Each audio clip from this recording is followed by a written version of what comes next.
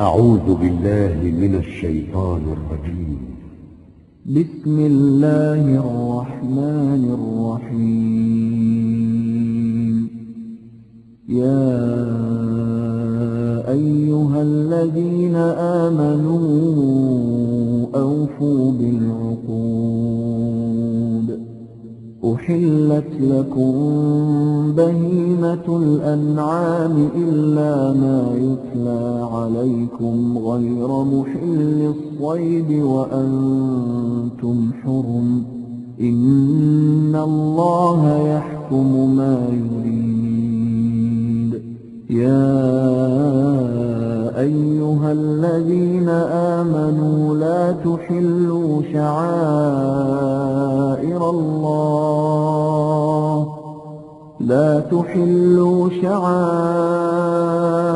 الله ولا الشهر الحرام ولا الهدي ولا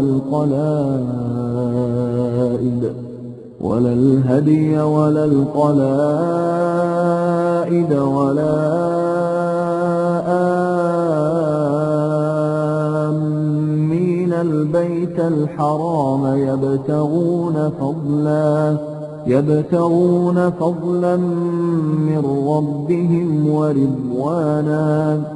وإذا حللتم فاصطادوا ولا يجرمنكم شنآن قوم أن صدوكم عن المسجد الحرام أن تعتدوا. وتعاونوا على البر والتقوى ولا تعاونوا على الإثم والعدوان. واتقوا الله إن الله شديد العقاب. حرمت عليكم الميتة والدم ولحم الخنزير وما أهل لغير الله به والمنخنقة والموقوذة والمتردية والنطيحة وما أكل السبع إلا ما ذكيتم وما ذبح على النصب وأن تستقسموا بالأزلام ذلكم فسق. اليوم يئس الذين كفروا من دينكم فلا تخشوهم واخشون. اليوم أكملت لكم دينكم وأتممت عليكم نعمتي ورضيت لكم الإسلام دينا. فمن اضطر في مخمصة غير متجانف لإثم فإن الله غفور رحيم. يسألونك ماذا أحل لهم قل أحل لكم الطيبات وما علمتم من الجوارح مكلبين تعلمونهن مما علمكم الله فكلوا مما أمسكن عليكم واذكروا اسم الله عليه واتقوا الله إن الله سريع الحساب. اليوم أحل لكم الطيبات وطعام الذين أوتوا الكتاب حل لكم وطعامكم حل لهم. والمحصنات من المؤمنات والمحصنات من الذين أوتوا الكتاب من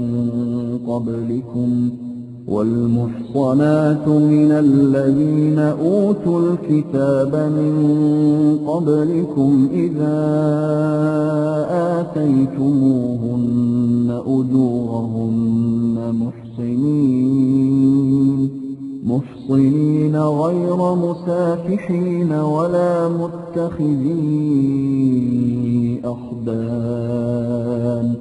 ومن يكفر يكفر بالإيمان فقد حبط عمله وهو في الآخرة من الخاسرين. يا أيها الذين آمنوا إذا قمتم إلى الصلاة فاغسلوا وجوهكم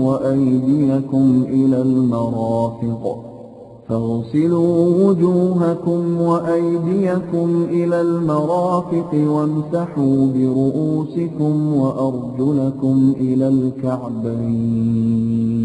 وإن كنتم جنبا فاطهروا، وإن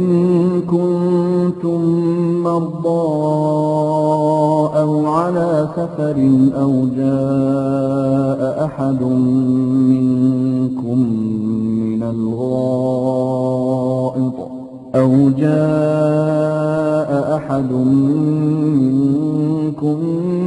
الغائط أو لامستم النساء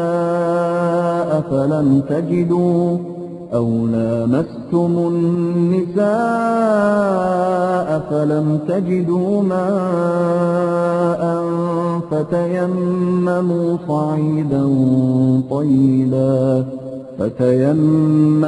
صعيدا طيبا فامسحوا بوجوهكم وأيديكم منه، ما يريد الله ليجعل عليكم من حرج ولكن يريد ليطهركم وليتم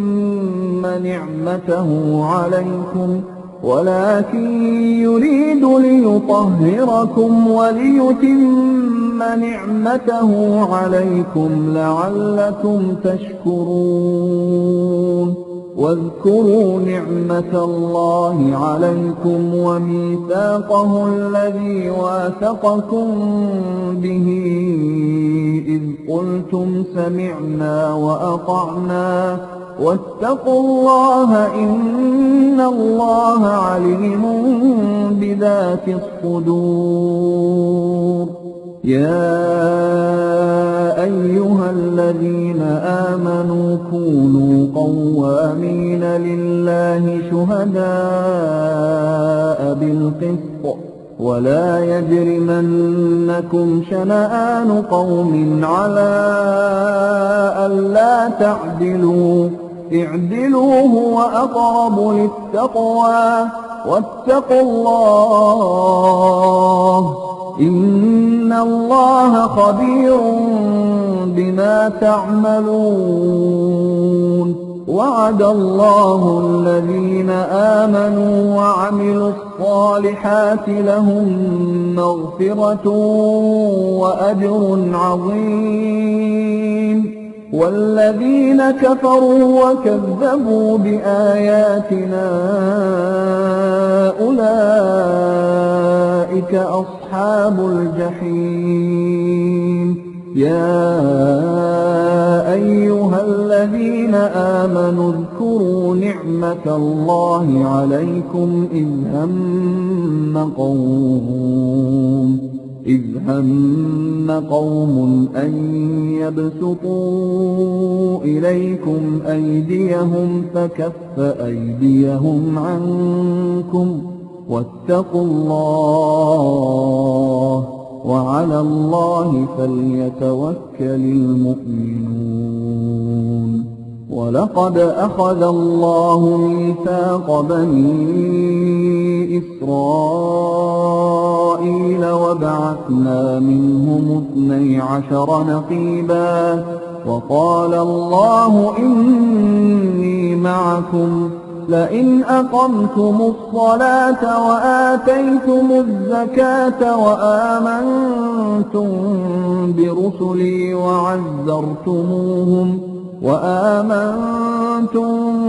برسلي وعزرتموهم وأقرضتم الله قرضا حسنا لأكفرن عنكم سيئاتكم ولأدخلنكم جنات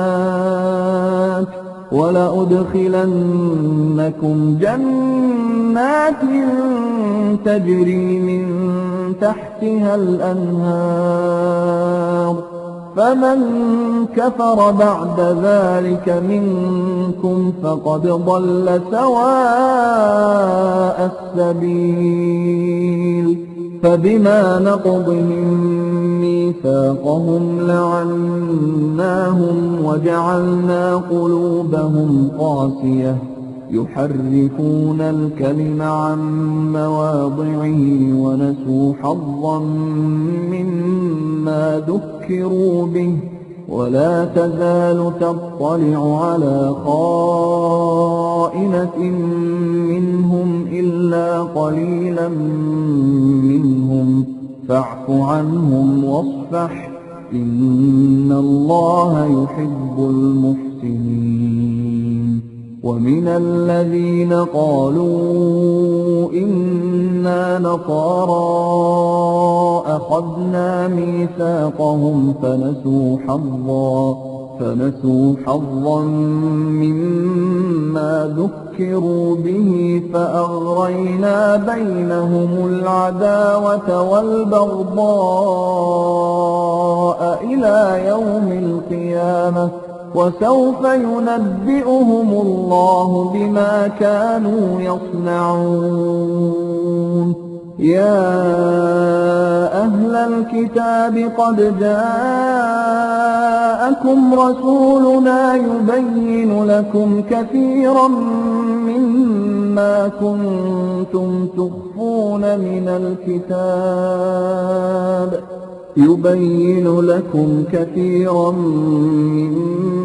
كنتم تخفون من الكتاب ويعفو عن كثير قد جاءكم من الله نور وكتاب مبين يهدي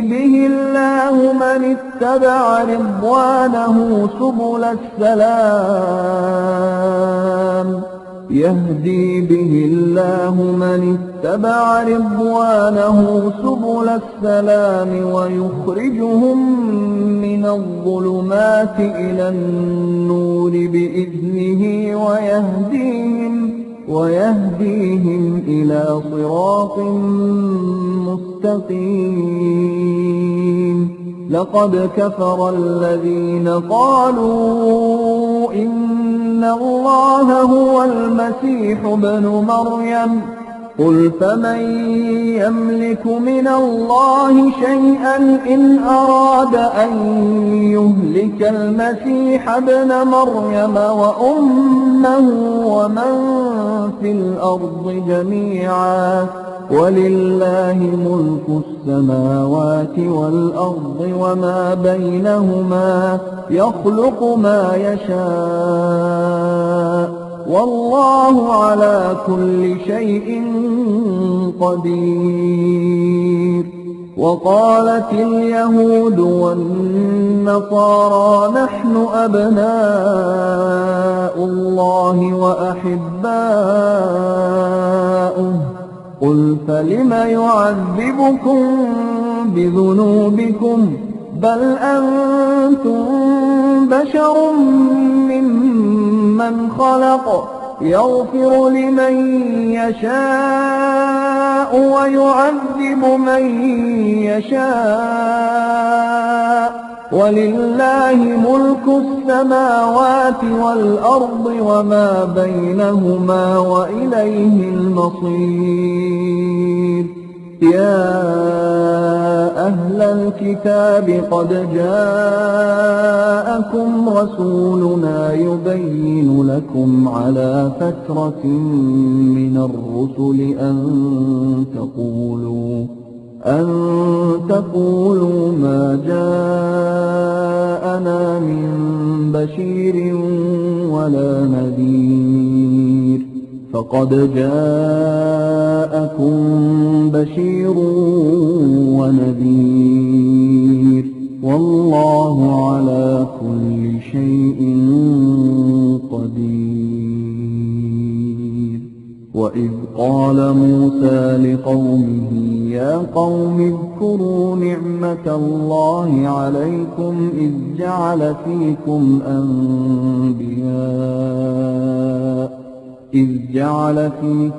أنبياء وجعلكم ملوكا وآتاكم ما لم يؤت أحدا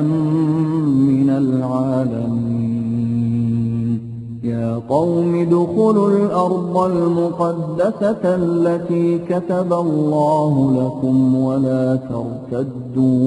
ولا ترتدوا على أدباركم فتنقلبوا خاسرين. قالوا يا موسى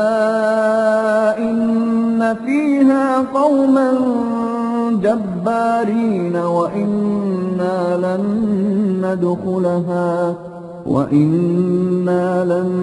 ندخلها حتى يخرجوا منها فإن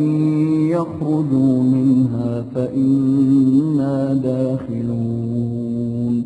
قال رجلان من الذين يخافون أنعم الله عليهم ادخلوا عليهم الباب فإذا دخلتموه فإنكم غالبون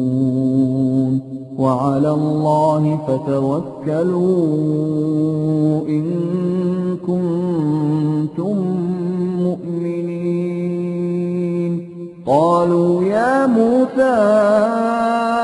إنا لن ندخلها أبدا ما داموا فيها فاذهب أنت وربك فقاتلا إنا هاهنا قاعدون. قال رب إني لا أملك إلا نفسي وأخي فافرق بيننا وبين القوم الفاسقين. قال فإنها محرمة عليهم 40 سنة يتيهون في الأرض فلا تأس على القوم الفاسقين. واتل عليهم نبأ ابني آدم بالحق إذ قربا قربانا فتقبل من أحدهما ولم يتقبل من الآخر قال لأقتلنك قال إنما يتقبل الله من المتقين. لئن بسطت إلي يدك لتقتلني ما أنا بباسط يدي إليك لأقتلك إني أخاف الله رب العالمين. إني أريد أن تبوء بإثمي وإثمك فتكون من أصحاب النار وذلك جزاء الظالمين. فطوعت له نفسه قتل أخيه فقتله فأصبح من الخاسرين. فبعث الله غرابا يبحث في الأرض ليريه كيف يواري سوءة أخيه. قال يا ويلتى أعجزت أن أكون مثل هذا الغراب فأواري سوءة أخي فأصبح من النادمين. من أجل ذلك كتبنا على بني إسرائيل أنه من قتل نفسا بغير نفس أو فساد في الأرض فكأنما قتل الناس جميعا ومن أحياها فكأنما أحيا الناس جميعا ولقد جاءتهم رسلنا بالبينات ثم إن كثيرا منهم بعد ذلك في الأرض لمسرفون إنما جزاء الذين يحاربون الله ورسوله ويسعون في الأرض فسادا أن يقتلوا أو يصلبوا أو تقطع أيديهم وأرجلهم من خلاف أو ينفوا من الأرض ذلك لهم خزي في الدنيا ولهم في الآخرة عذاب عظيم إلا الذين تابوا من قبل أن تقدروا عليهم فاعلموا أن الله غفور رحيم يا أيها الذين آمنوا اتقوا الله وابتغوا إليه الوسيلة وجاهدوا في سبيله لعلكم تفلحون إن الذين كفروا لو أن لهم ما في الأرض جميعا ومثله معه ليفتدوا به من عذاب يوم القيامة ما تقبل منهم ولهم عذاب أليم يريدون أن يخرجوا من النار وما هم بخارجين منها ولهم عذاب مقيم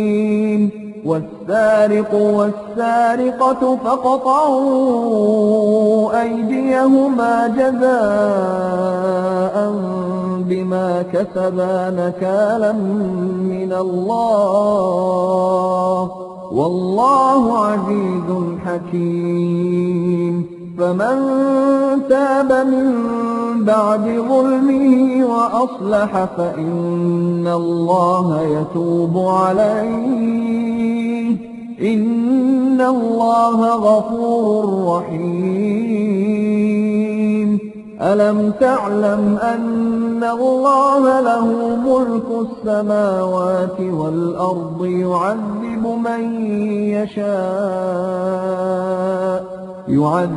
من يشاء ويغفر لمن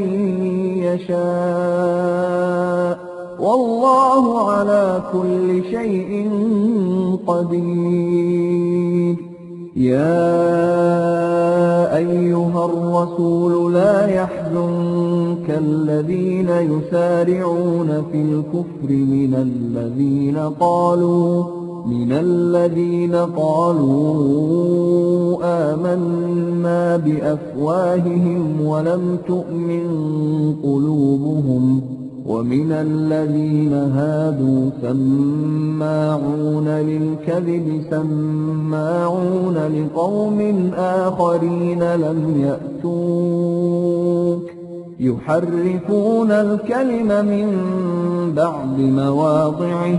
يقولون إن أوتيتم هذا فخذوه وإن لم تؤتوه فاحذروا ومن يرد الله فتنته فلن تملك له من الله شيئا أولئك الذين لم يرد الله أن يطهر قلوبهم لهم في الدنيا خزي ولهم في الآخرة عذاب عظيم سماعون للكذب أكالون للسحت فإن جاءوك فاحكم بينهم أو أعرض عنهم وإن تعرض عنهم فلن يضروك شيئا وإن حكمت فاحكم بينهم بالقسط إن الله يحب المقسطين وكيف يحكمونك وعندهم التوراة فيها حكم الله ثم يتولون من بعد ذلك وما أولئك بالمؤمنين إنا أنزلنا التوراة فيها هدى ونور يحكم بها النبيون الذين أسلموا للذين هادوا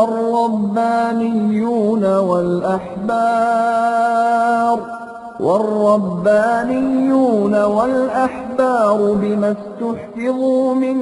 كتاب الله وكانوا عليه شهداء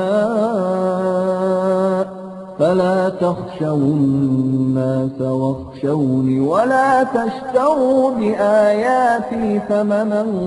قليلا ومن لم يحكم بما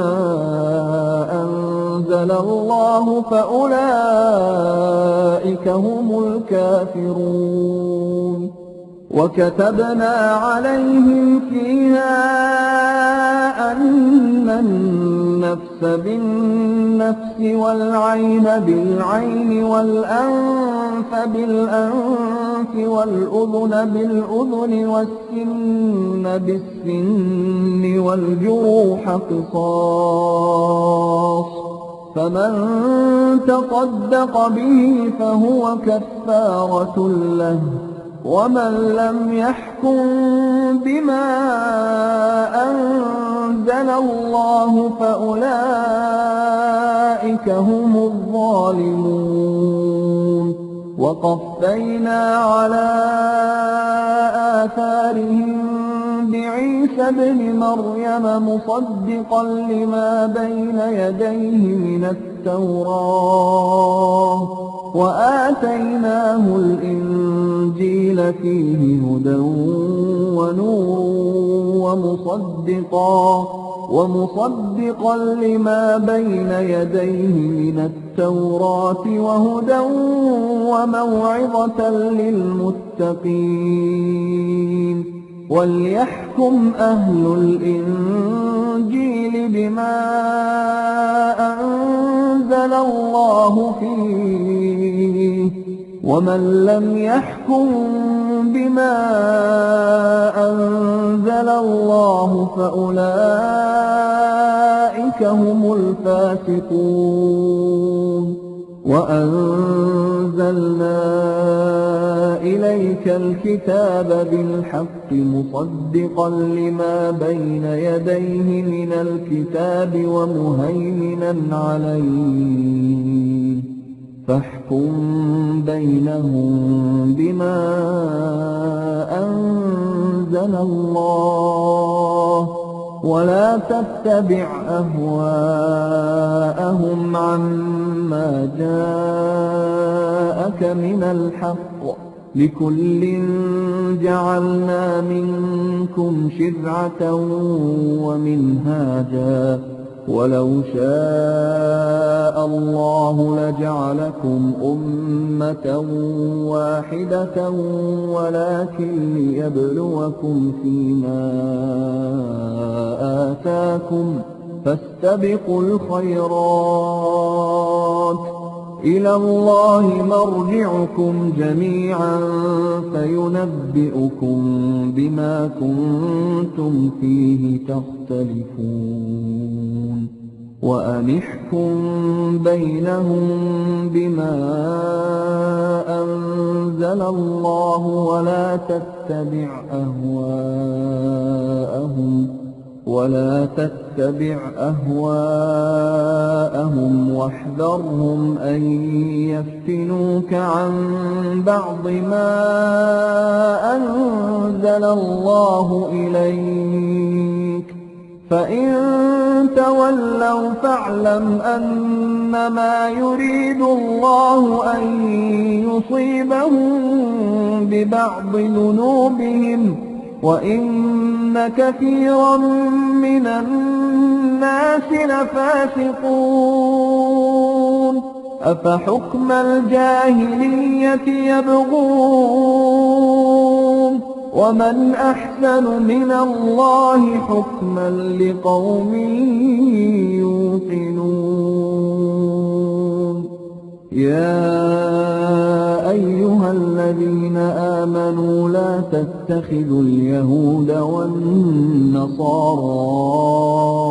أولياء بعضهم أولياء بعض ومن يتولهم منكم فإنه منهم إن الله لا يهدي القوم الظالمين فترى الذين في قلوبهم مرض يسارعون فيهم يقولون نخشى أن تصيبنا دائرة فعسى الله أن يأتي بالفتح أو أمر من عنده فيصبحوا على ما أسروا في أنفسهم نادمين ويقول الذين آمنوا أهؤلاء الذين أقسموا بالله جهد أيمانهم إنهم لمعكم حبطت أعمالهم فأصبحوا خاسرين يا أيها الذين آمنوا من يرتد منكم عن دينه فسوف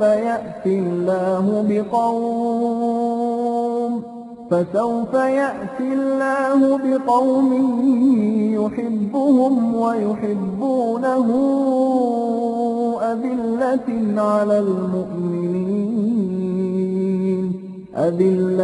على المؤمنين أعزة على الكافرين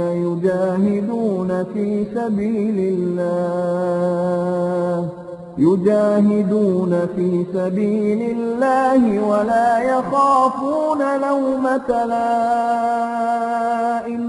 ذلك فضل الله يؤتيه من يشاء والله واسع عليم إنما وليكم الله ورسوله والذين آمنوا الذين يقيمون الصلاة ويؤتون الزكاة وهم راكعون ومن يتول الله ورسوله والذين آمنوا فإن حزب الله هم الغالبون يا أيها الذين آمنوا لا تتخذوا الذين اتخذوا دينكم هزوا ولعبا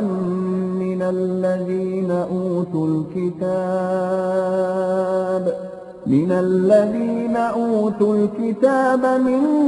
قبلكم والكفار أولياء واتقوا الله إن كنتم مؤمنين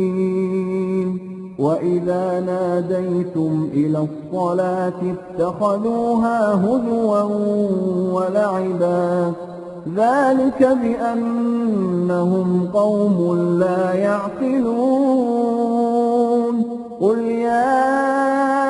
أهل الكتاب الكتاب هل تنقمون منا إلا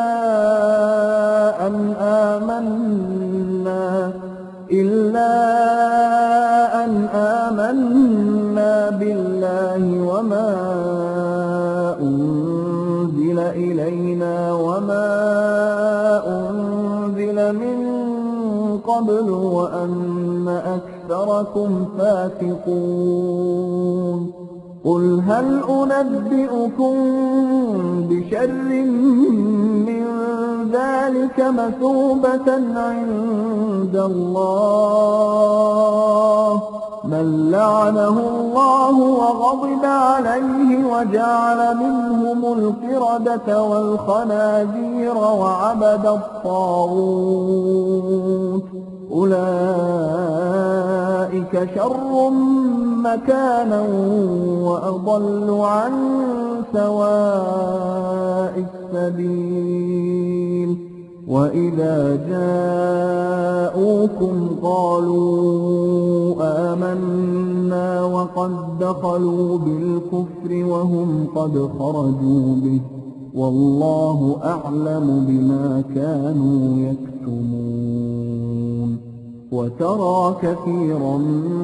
منهم يسارعون في الإثم والعدوان وأكلهم السحت لبئس ما كانوا يعملون لولا ينهاهم الربانيون والأحبار عن قولهم الإثم وأكلهم السحت لبئس ما كانوا يصنعون وقالت اليهود يد الله مغلولة غلت أيديهم ولعنوا بما قالوا بل يداه مبسوطتان ينفق كيف يشاء وليزيدن كثيرا منهم ما أنزل إليك من ربك طغيانا وكفرا وألقينا بينهم العداوة والبغضاء إلى يوم القيامة كلما أوقدوا نارا للحرب أطفأها الله ويسعون في الأرض فسادا والله لا يحب المفسدين ولو أن أهل الكتاب آمنوا واتقوا لكفرنا عنهم سيئاتهم ولأدخلناهم جنات النعيم ولو أنهم أقاموا التوراة والإنجيل وما أنزل إليهم من ربهم لأكلوا من فوقهم ومن تحت أرجلهم منهم أمة مقتصدة وكثير منهم ساء ما يعملون يا أيها الرسول بلغ ما أنزل إليك من ربك وإن لم تفعل فما بلغت رسالته والله يعصمك من الناس إن الله لا يهدي القوم الكافرين قل يا أهل الكتاب لستم على شيء حتى تقيموا التوراة والإنجيل وما أنزل إليكم من ربكم وليزيدن كثيرا منهم ما أنزل إليك من ربك طغيانا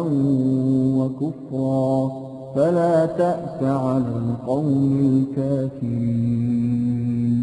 إن الذين آمنوا والذين هادوا والصابئون والنصارى من آمن بالله واليوم الآخر وعمل صالحا فلا خوف عليهم ولا هم يحزنون لقد أخذنا ميثاق بني إسرائيل وأرسلنا إليهم رسلا كلما جاءهم رسول بما لا تهوى أنفسهم فريقا كذبوا وفريقا يقتلون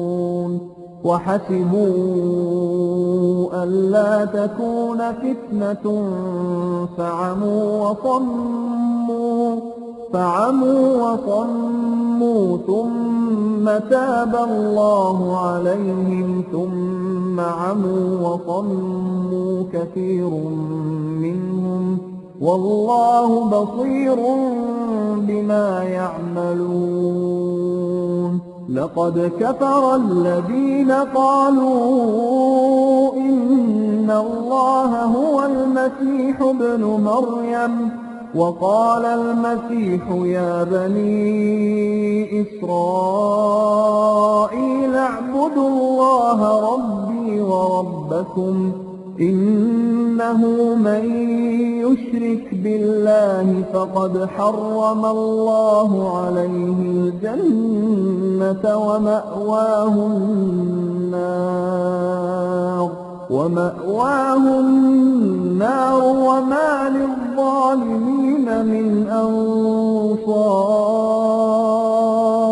لقد كفر الذين قالوا إن الله ثالث ثلاثة وما من إله إلا إله واحد وإن لم ينتهوا عما يقولون ليمسن الذين كفروا منهم عذاب أليم أفلا يتوبون إلى الله ويستغفرونه والله غفور رحيم ما المسيح ابن مريم إلا رسول قد خلت من قبله الرسل وأمه صديقة كانا يأكلان الطعام انظر كيف نبين لهم الآيات ثم انظر أنى يؤفكون قل أتعبدون من دون الله ما لا يملك لكم ضرا ولا نفعا والله هو السميع العليم قل يا أهل الكتاب لا تغلوا في دينكم غير الحق ولا تتبعوا أهواء قوم قد ضلوا من قبل وأضلوا كثيرا وضلوا عن سواء السبيل لعن الذين كفروا من بني إسرائيل على لسان داود وعيسى بن مريم ذلك بما عصوا وكانوا يعتدون كانوا لا يتناهون عن منكر فعلوه لبئس ما كانوا يفعلون ترى كثيرا منهم يتولون الذين كفروا لبئس ما قدمت لهم أنفسهم أن سخط الله عليهم وفي العذاب هم خالدون ولو كانوا يؤمنون بالله والنبي وما أنزل إليه ما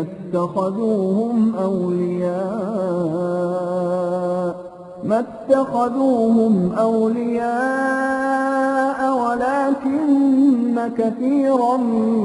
منهم فاسقون. لتجدن أشد الناس عداوة للذين آمنوا اليهود والذين أشركوا ولتجدن أقربهم مودة للذين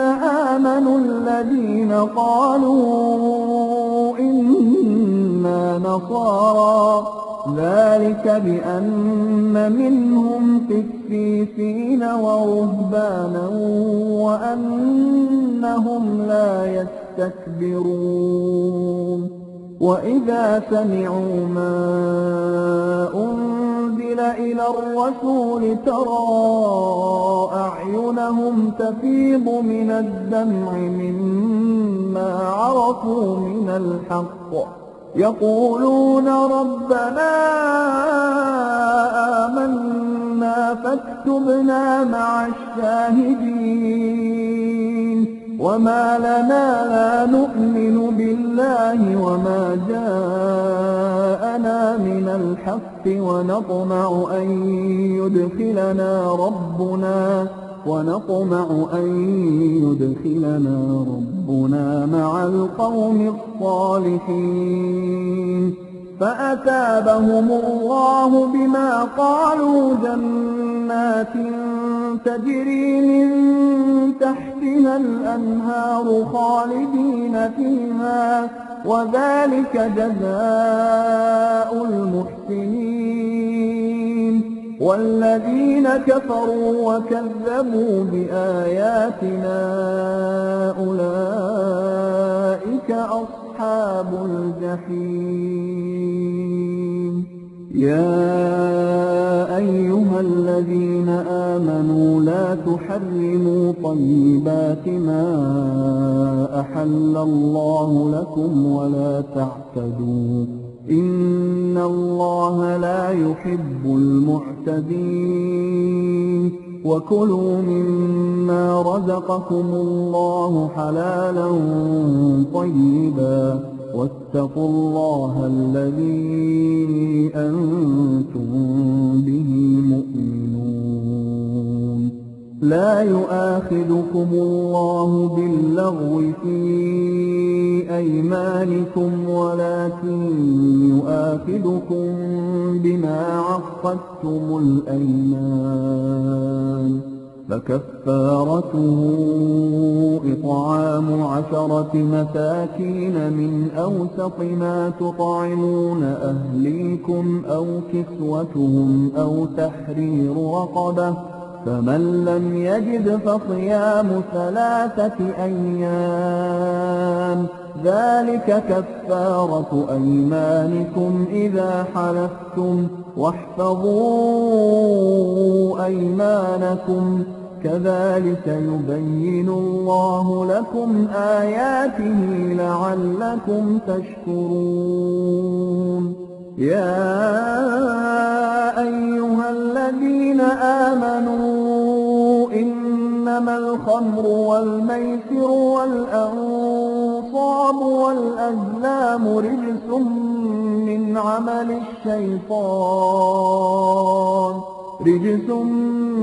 عمل الشيطان فاجتنبوه لعلكم تفلحون. إنما يريد الشيطان أن يوقع بينكم العداوة والبغضاء في الخمر والميسر ويصدكم عن ذكر الله وعن الصلاة فهل أنتم منتهون. وأطيعوا الله وأطيعوا الرسول واحذروا فإن توليتم فاعلموا إنما على رسولنا البلاغ المبين. ليس على الذين آمنوا وعملوا الصالحات جناح فيما طعموا إذا ما اتقوا وآمنوا وعملوا الصالحات ثم اتقوا وآمنوا ثم اتقوا وأحسنوا والله يحب المحسنين. يا أيها الذين آمنوا ليبلونكم الله بشيء من الصيد تناله أيديكم ورماحكم ليعلم الله من يخافه بالغيب، فمن اعتدى بعد ذلك فله عذاب أليم. يا أيها الذين آمنوا لا تقتلوا الصيد وأنتم حرم، ومن قتله منكم متعمدا فجزاء مثل ما قتل من النعم يحكم به ذوى عدل منكم هديا بالغ الكعبة أو كفارة طعام مساكين أو عدل ذلك صياما ليذوق وبال أمره، عفى الله عما سلف ومن عاد فينتقم الله منه والله عزيز ذو انتقام. أحل لكم صيد البحر وطعامه متاعا لكم وللسيارة، وحرم عليكم صيد البر ما دمتم حرما، واتقوا الله الذي إليه تحشرون. جعل الله الكعبة البيت الحرام قياما للناس والشهر الحرام والهدي والقلائد، ذلك لتعلموا أن الله يعلم ما في السماوات وما في الأرض وأن الله بكل شيء عليم. اعلموا أن الله شديد العقاب وأن الله غفور رحيم. ما على الرسول إلا البلاغ، والله يعلم ما تبدون وما تكتمون. قل لا يستوي الخبيث والطيب ولو أعجبك كثرة الخبيث، فاتقوا الله يا أولي الألباب لعلكم تفلحون. يا أيها الذين آمنوا لا تسألوا عن أشياء إن تبد لكم تسؤكم، وإن تسألوا عنها حين ينزل القرآن تبد لكم عفى الله عنها والله غفور حليم. قد سألها قوم من قبلكم ثم أصبحوا بها كافرين. ما جعل الله من بحيرة ولا سائبة ولا وصيلة ولا حام ولكن الذين كفروا يفترون على الله الكذب وأكثرهم لا يعقلون. وإذا قيل لهم تعالوا إلى ما أنزل أنزل الله وإلى الرسول قالوا حسبنا ما وجدنا عليه آباءنا أولو كان آباؤهم لا يعلمون شيئا ولا يهتدون يا أيها الذين آمنوا عليكم أنفسكم لا يضركم من ضل إذا اهتديتم إلى الله مرجعكم جميعا فينبئكم بما كنتم تعملون يا أيها الذين آمنوا شهادة بينكم إذا حضر أحدكم الموت حين الوصية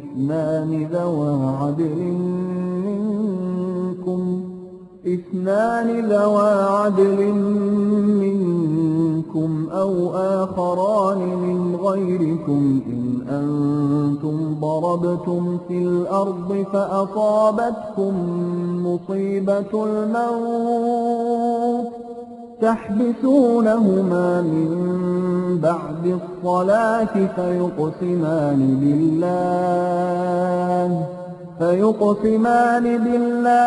إن ارتبتم لا نشتري به ثمنا ولو كان ذا قربى ولا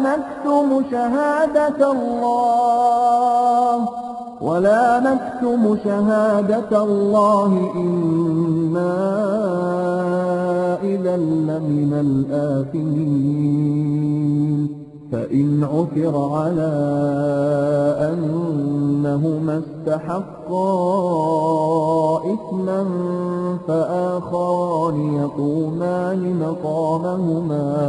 فآخران يقومان مقامهما من الذين استحق عليهم الأوليان فيقسمان بالله لشهادتنا أحق من شهادتهما وما اعتدينا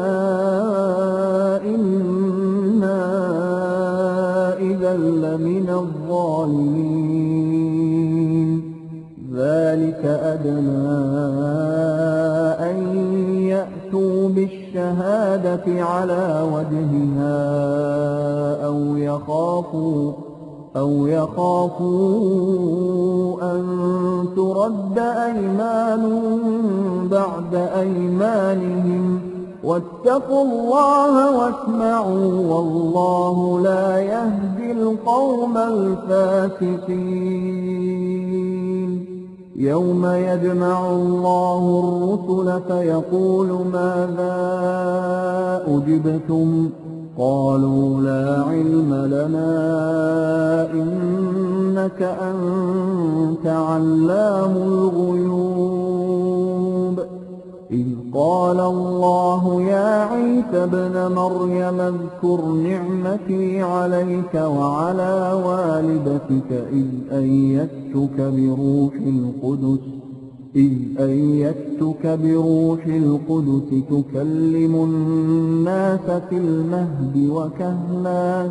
وإذ علمتك الكتاب والحكمة والتوراة والإنجيل وإذ تخلق من الطين كهيئة الطير بإذني فتنفخ فيها فتكون طيرا بإذني وتبرئ الأكمه والأبرص بإذني وإذ تخرج الموتى بإذني وإذ كففت بني إسرائيل عنك إذ جئتهم بالبينات فقال الذين كفروا منهم إن هذا إلا سحر مبين وإذ أوحيت إلى الحواريين أن آمنوا بي وبرسولي قالوا آمنا واشهد بأننا مسلمون إذ قال الحواريون يا عيسى ابن مريم هل يستطيع ربك أن ينزل علينا مائدة من السماء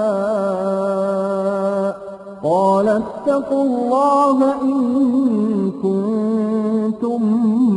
مؤمنين قالوا نريد أن نأكل منها وتطمئن قلوبنا ونعلم أن قد صدقتنا ونكون عليها من الشاهدين قال عيسى ابن مريم اللهم ربنا أنزل علينا مائدة من السماء تكون لنا عيدا لأولنا وآخرنا وآية منك وارزقنا وأنت خير الرازقين قال الله إني منزلها عليكم فمن يكفر بعد منكم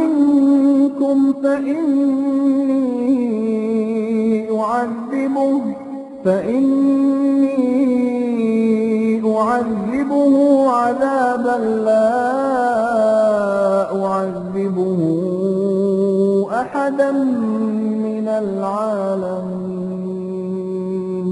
وإذ قال الله يا عيسى ابن مريم أأنت قلت للناس اتخذوني وأمي إلهين من دون الله قال سبحانك ما يكون لي أن أقول ما ليس لي بحق إن كنت قلته فقد علمته تعلم ما في نفسي ولا أعلم ما في نفسك إنك أنت علام الغيوب ما قلت لهم إلا ما أمرتني به